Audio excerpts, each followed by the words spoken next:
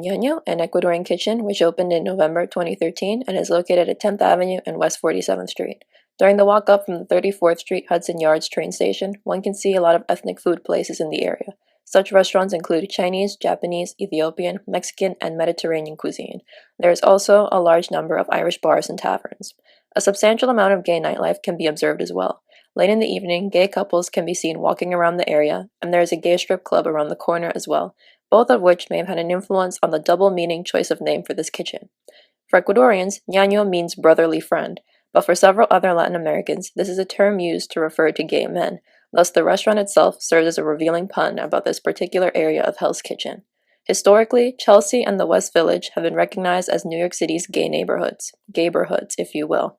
However, one of the facets that has evolved as a result of gentrification in Hell's Kitchen is the fact that it has experienced a boom in its gay male population, according to Gary Gates, a demographer at the University of California, Los Angeles, who wrote the Gay and Lesbian Atlas, which analyzes census figures on same-sex couples. Studies demonstrate that this neighborhood is attractive to gay men, especially because they tend to invest more in rapid property development.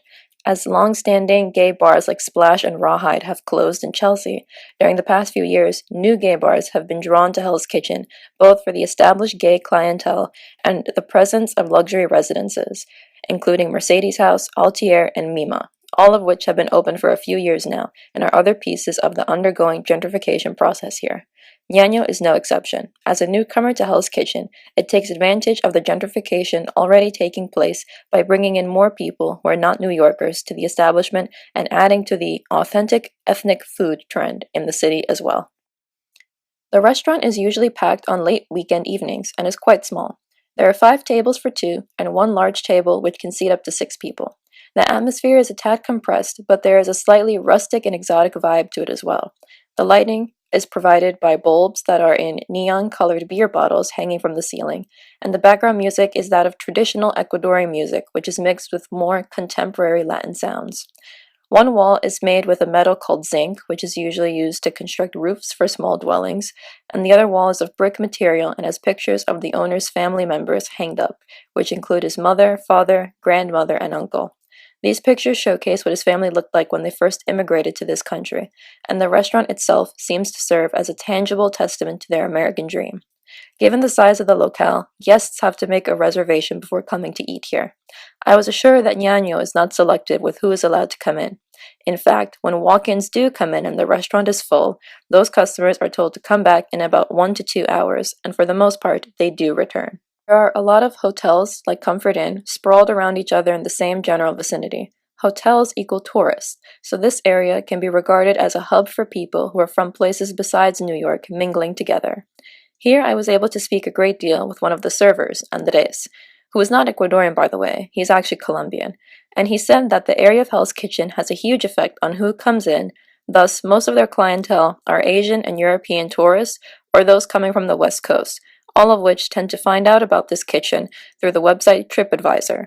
Generally, actual Ecuadorians come in on Sundays, and the only other group of Latino who comes in is of Mexican descent. New Yorkers come in too, those who come from everywhere, as Andres put it. He says that here the flavor is different and unique, and he claims that this is the only little Ecuadorian place in the area. Although similar restaurants can be found in Brooklyn, Queens, and Harlem, Andres told me that much of their Hispanic clientele travels from Queens because they like the environment here. Other bars and restaurants are seen as their general competition, but again, because they are the only Ecuadorian kitchen around, there is no direct competitor for the type of clientele they seek to attract, especially when the primary languages spoken here are English, Spanish, and French. This allows just about everyone who chooses to come to feel comfortable communicating how they wish.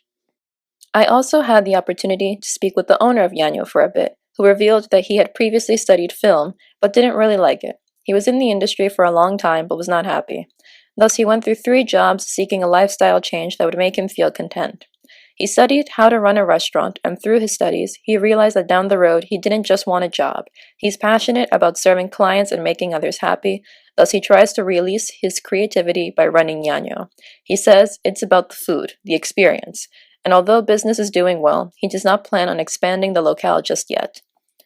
Upon asking several customers about their experience at the kitchen, they usually say that the restaurant is comfy small and has a nice atmosphere. For the Ecuadorian customers, it makes them feel like they are back at home and preserving a sense of tradition. The cooking style depends on which region of the country one is from, but the traditional dishes are faithful to its origins, which makes the restaurant a showcase of authentic cuisine in their point of view. One female customer in particular told me that she likes the fact that, as an Ecuadorian, this opens up her culture to people who don't necessarily have any ties to her country. Her parents are Ecuadorian, so growing up, she knows that her mother would spend hours in the kitchen preparing meals. So she and her family gave kudos to the chef for pulling off the meals in a short amount of time, restaurant style. The chef, by the way, is both Costa Rican and Ecuadorian. Growing up, he moved back and forth between the two countries and has also lived in Peru, Spain, and Mexico City. He combines what he has learned from European chefs, American chefs, and the aforementioned countries he has lived in to create the dishes Ñaño is known for.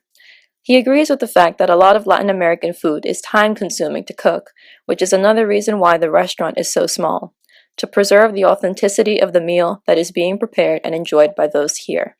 Seco de pollo is one of the main courses served at Ñaño and is considered to be the most authentic dish by the owner, primarily because it is cooked using a fruit native to northern Ecuador, which gives it a sour orange taste.